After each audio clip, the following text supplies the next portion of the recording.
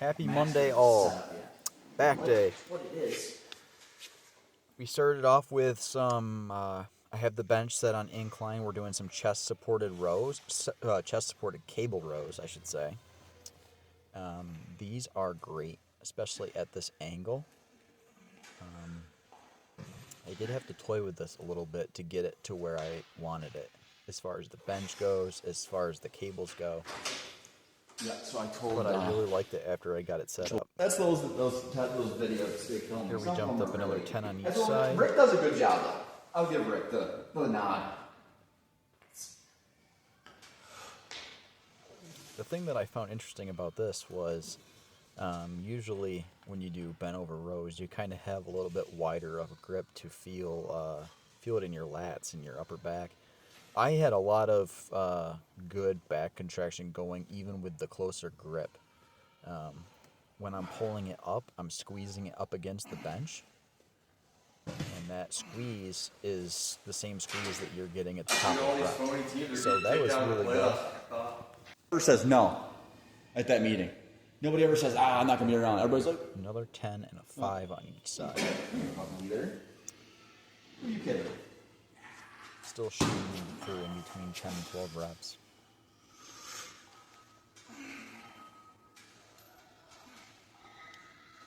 And this video is recorded at Co-Movement. Absolutely great gym. And I'm trying to do these at a slow pace. Nice and slow, all the way down at the bottom, all the way up at the top, squeezing at the top. Yeah, my kids are really into golf. You won't be able to spray any products. You don't have a license. Okay. You can't have Then products. we went to some lat cable handle pull downs. Unless they're going to pay. You've seen me do these before in previous videos. These are my favorite lat pull down exercise. The handles give you more rotation. It doesn't go there. At the bottom gives you a little bit further of a pull than a normal lat pull down bar would. And those handles are really cool because, as you can see, there's a bunch of different rings on them. So if you want to adjust for different back exercises, you can kind of, depending on how much slack you need, you can put Just in the middle of the summer, through. stress a lot, the heat, stuff like that. Not a great time to be ripping out the grains. I was gonna say you probably want to avoid member yesterday. Here we jumped up another. Yeah, that too. Like, obviously, you're not going to get a great ball roll. It's going to affect stuff. And Nice and slow, like I always tell you, arms all the way out the top, almost like Superman. And coming all the way down and squeezing. And we're trying to pull those handles just past the chest on the way down.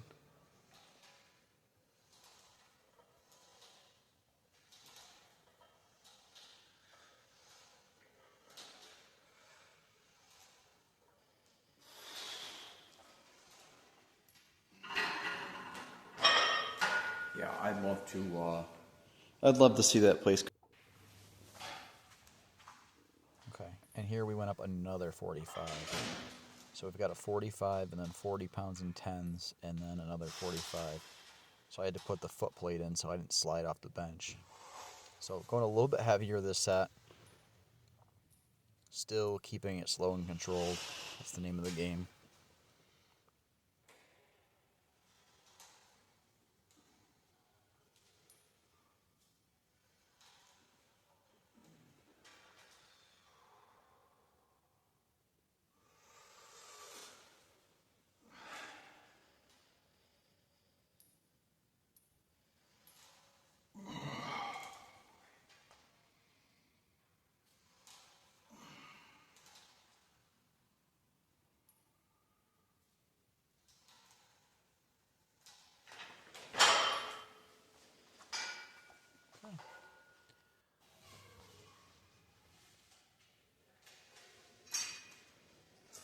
So we wrapped up there. And something a little different. Took me a second to find the right spot with these, but once I did, it was phenomenal. So I did 8 with the right hand over, left hand under, and then you'll see me switch and go left hand over, right hand under.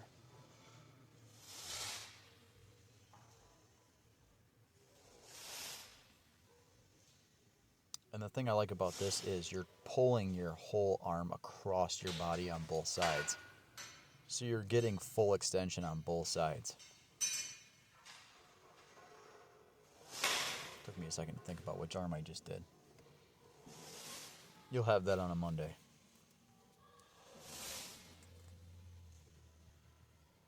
But I just have this with a 45-pound plate on the right and the left side. And that was plenty for this. I don't know, it's somewhere around probably like 55 pounds total on each side, so like 110. But that's a really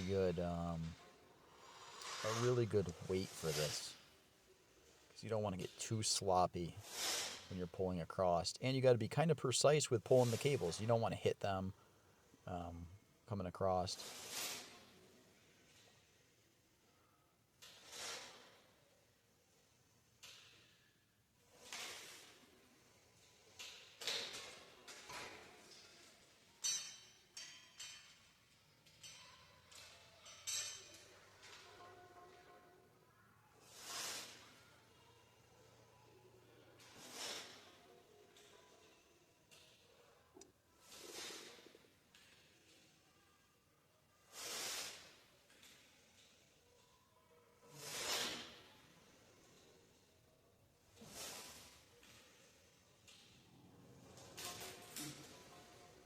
Really squeezing at the bottom. Okay. That wraps that up.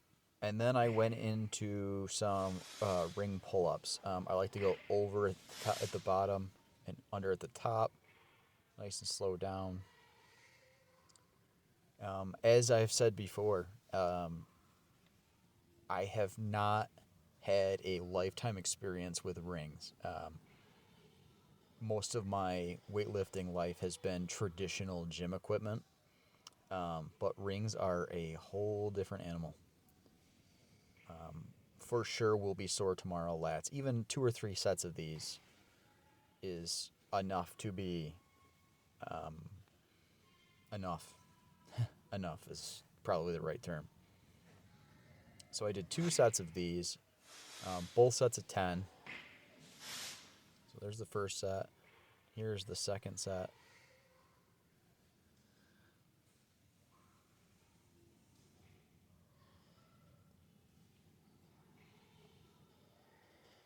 I like to lock out at the bottom.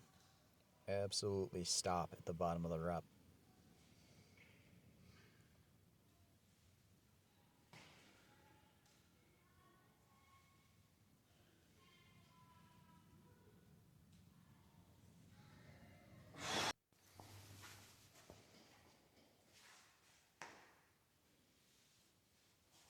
Okay. Going to continue with pull-ups, but what I'm going to do is I'm going to squeeze the medicine ball in between my knees. I've had about 500,000 people ask me why not use the ankle weights, why not use the weight vest. My answer to that would be when you're holding the medicine ball in between your hand or in between your legs, you're forcing yourself to squeeze your core. So while you're doing that, you're keeping your core tight this whole time. And then you'll see me really have to squeeze it here because I'm going to move the ball down to my feet ankle area for this last set. And that is a little bit more difficult. But like I said, great core activation while you're getting your pull-ups in.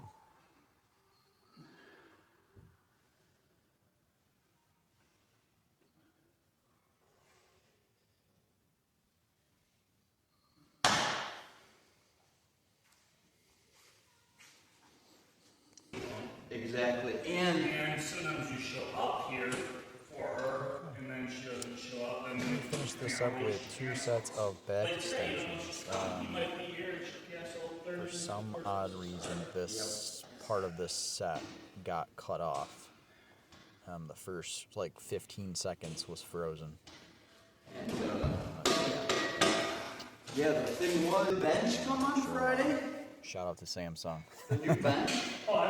But we finished up with 2 sets of back extensions with a I 45-pound saw plate. them unload something slow. really heavy off the postal truck the other day. that would be cool. And This is one of my favorite back movements if you haven't been following.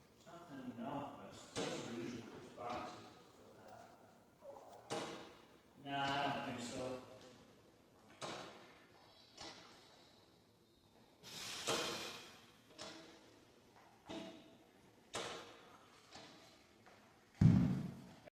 So that wraps up back day. I felt like that was a pretty good back day. I think back day is probably my favorite day of the week just because there's so many different variations. And also, I think it's like one of the most like overlooked days. I mean, you know, it's kind of crazy when you think about it that people, you know, skip things like back day. I know you're thinking to yourself, who skips back day? Because people who watch this are kind of like a, I wouldn't say a hardcore crew, but they've been supporting me for a long time, and they know that back day is just another day of the week as far as the gym goes. But I know a lot of people who don't hit back at all, and like back day is vital. It's vital to depth. It's vital to your base. Like, you rarely see anybody with a good chest or bench without a good back. And not to mention, like, when you see somebody with like a super ripped or defined or like massive back, you know they earn that. Like, people, you know, some people are skinny, they have abs, and some people are, you know, low body fat and they have this, they have that. You see somebody with a back, like, they built that. Like, a lot of pulling, a lot of pull-ups, a lot of rope work, a lot of rows. Like, there's a lot that goes into a back day. So hopefully you enjoyed that. As far as diet goes, slowly trickling down the calories. Won't go into a deficit, but carbs have come way down. Did a Greek yogurt and some bacon for breakfast today. Dinner is looking like some grilled chicken, possibly 2 scoops of protein. If I do have a nighttime snack, it'll probably be a Quest bar. I would tell you that if you're dieting, and you're really dieting, like you're dialed in and you're like 100% trying to get down to whatever you're trying to get down to, I'd avoid protein bars. I don't think the evolution of protein bars has caught up to protein powder. In fact, I know it hasn't. Like, you can get some protein powders now anywhere from like 110 calories to 140 calories, anywhere from 20 to 25 grams of protein. And, you know, you get a protein bar that's low carb or low calories, and it's, I don't know, you get like 18 to 20 grams of protein, and you look at the back of it, and it's a lot more different stuff in it to make it. You're getting a lot of different sugar stuff and a lot of different, I don't know, there's a lot that goes into a bar that doesn't go into protein powder, so I would stick with powders. But I guess it's fine occasionally, especially if you're not, you know, really zoning in. And the Quest bars are, you know, they're like a good thing before bed, I think. Something that kind of hits that sweet tooth if you have it, but doesn't like blow up your macros for the day. So, yep, we're gonna keep on that. I usually do like some sort of bacon and yogurt for breakfast. Eggs occasionally if I have time. Try to stick with steak, chicken, and I know a lot of people are like, that's an expensive diet. It is and it isn't. If you really keep an eye on sales and stuff, ground beef is great. If you're just starting out and you say, what's the cheapest thing for the money that is, you know, good for cutting down, I would tell you ham steaks. And I would tell you to either air fry them or grill them. A lot of ham steaks, you know, you're getting 40 grams of protein in a ham steak with like 3 or 4 carbs in it. And as long as you're not dipping it in something vital that's gonna ruin blow it up, that's a good dinner. Things you can dip it in that won't ruin it. I know a lot of people dip ham and vinegar. Mustard. If you get mustard, make sure you look at the back of the mustard and make sure it's made out of mustard seed and not mustard oil. You can dip it. You could dip anything. This is like the life hack. People who diet know. Hot sauce. You can't go wrong with hot sauce. Not wing sauce. Hot sauce. Frank's Red Hot. Any of your like basic hot sauces are usually like 0 to 5 calories, no carbs, no sugar. It's basically just pepper juice. But that's a good hack, especially if you don't mind things that are spicy. I mean, you could dip your ham in mayo or your turkey in mayo, as long as you don't use too much. You know, mayo, it should be a dip, not a scoop. People who know my son know that that's something to laugh at, because everything is like, takes one nugget and uses a whole container of sauce. But if you're dieting, that becomes a huge issue. So try to keep carbs somewhere between 40 and 80 a day when I'm dieting, and I usually try to save those carbs for late in the day, post-workout. I think that's usually when your body needs it most. And people will say, well, if you're not eating carbs before your workout, aren't you dizzy? Isn't your sugar low? Unless you have like some sort of diabetic issue, if you know you have some sort of sugar issue, you've been to the doctor and they've diagnosed you with something, then this doesn't apply to you. But most people who are like shaky day to day are not getting their blood sugar like regulated the right way with their diet. Like if I'm eating, like say it's through the holidays and I'm eating junk and whatever, and I go to work out and I haven't eaten before, I'm dizzy. Like I'm like shaky, because my body is looking for that carb fix before your workout. It needs fuel. But when I'm dieting, I'm not hungry till like 11 or 12 o'clock in the morning, almost to noon, because your blood sugar is regulated. You're not getting those spikes in there. And I think that's a big thing. I think people don't realize it. They say, how do you not eat? You shouldn't be hungry if your diet is locked in. You shouldn't be starving in the morning when you wake up. Once your body you start getting active throughout the day, then you're going to start to feel, hunger. You're going to start burning your own body fat. But that's how your system's supposed to work. Just the modern diet is so dependent on carbs and sugar that you really will feel a change if you just get back to basics. And I'm just saying, if you're thinking about getting serious about your diet, try to figure out a way to set it up ahead of time. I know it's hard most mornings, especially if you got kids, to sit down and cook a whole breakfast. I know that's almost impossible, myself included, but you got to prep ahead of time for that. Say, hey, I'm going to have this for breakfast. I'm going to think about it ahead of time, so I don't get trapped with, let's stop and get something quick at Burn Dairy or Stewart's or something. Before you know it, you've had 3 honey buns and a caramel coffee, and your blood sugar's through the moon. But so we'll be back tomorrow. If you have any questions whatsoever, feel free to message me, reach out. Tomorrow we're probably gonna attend the House of Swole. Not exactly sure what we're going to throw into that workout. Last week we started off with some incline bench press on the Smith machine, and I have never been that sore post chest day. I'm not kidding. I don't know what it was that hit just right, but I was sore on Tuesday when we did it, and I don't think I was fully recovered till Saturday, in a good way. And a good way to combat that is, re-stretching.